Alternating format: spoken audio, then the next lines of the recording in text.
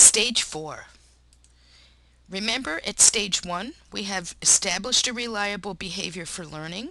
At stages 2 and 3, a learner has emerged through various iterations of language development, and now at stage 4, we're going to apply that all into an academic arena. We're going to look at the readiness skill sets for that learner. We're looking at their ability to use both convergent and divergent thinking. That means they explore and draw conclusions about their content area and can answer questions about that through a series of explorations. We're looking at for the learner to establish themselves in the academic world, but also to begin to establish some peer-to-peer social relationships. We want to know that the learner can work with complete sentences. If they're using a communication device, they will move from single word responses to forming sentences. They will work with traditional readiness skill areas such as colors, shapes, letters, and numbers, and they will learn from interactions with their peers. If they're not able to physically or use communication skills to have these interactions, we need to use technology now very deliberately to make sure that this stage 1 learner is able to learn through these interactions by using simulation or scaffolded activities with technology. For stage 4 learners, we want them to have practice environments where they can work with readiness skills. We want these environments to be supportive and encouraging. For some learners, they know they're moving into an academic environment, and we want to keep them encouraged and moving forward in their progress. We also want to create opportunities for virtual play that interact with academic skills. Here are 2 IEP objectives again. Notice that we're looking for them now to work with complete academic areas in early literacy and in early readiness skill areas. We're not looking anymore at behavior or language development because we've established those areas. We're always moving forward. Let's take a look at the assessment activities now. These should be very much aligned with where your local state standards would begin.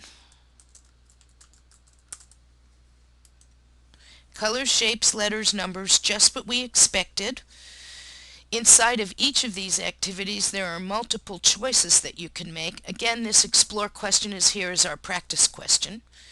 Here you'll see that consideration for age appropriateness, whether we have a child user or a more mature teen or adult user. If we have a 19 or 20-year-old that's still working on colors, let's move them away from crayons and let's try on shoes. It's just a more appropriate activity. Could you use the teen adult activities with children and vice versa? Of course you could, but we wanted to give you some choices. That's colors. Shapes, the same thing. Children use drawings. Teen and adults use real objects to tell us whether or not they know those shapes. For reading, I'll skip math because I'm going to go back and show you a demonstration there. For the reading activities, we're starting to look at the identification of letters, both upper and lowercase, and the sounds that they make.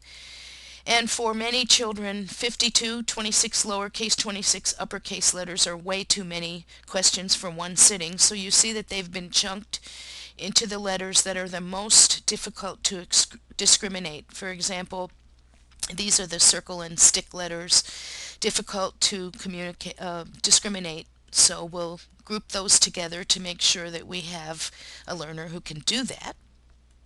You can certainly add more than one set of letters together if the learner has the ability to sit for a little bit longer.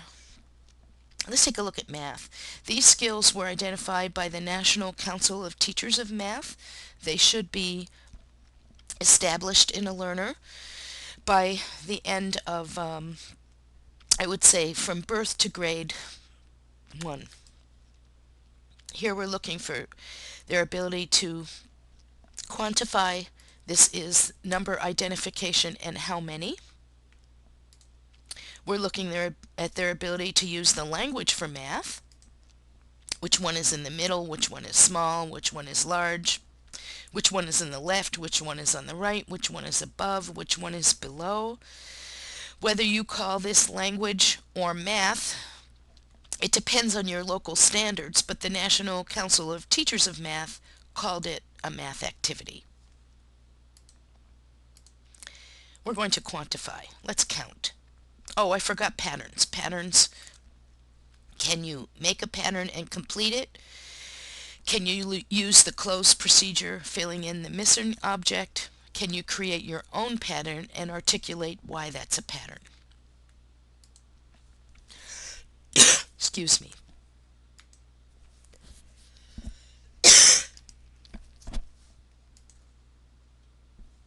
How many cookies? Let's see. Let's get it wrong. You counted 3. How many cookies? Notice that the feedback told me how many I chose, and it How took many away cookies? my distractor.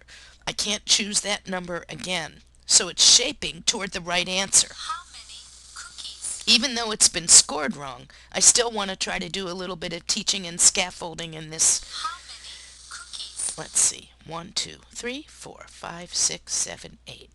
Get it right, and you can see the reward. Cookies. Fantastic. You counted 8 cookies. How many shoes? Oh my goodness. You counted 6.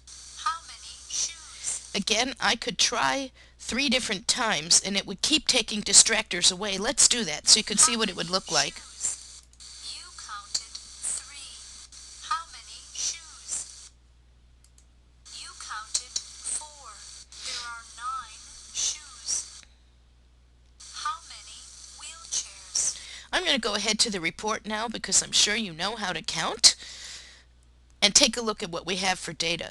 Again, in the design of the activity, just to review for you, if I get the question wrong, in stage 4, we're told what we chose so that we will hopefully not choose that one again. We take the distractor away.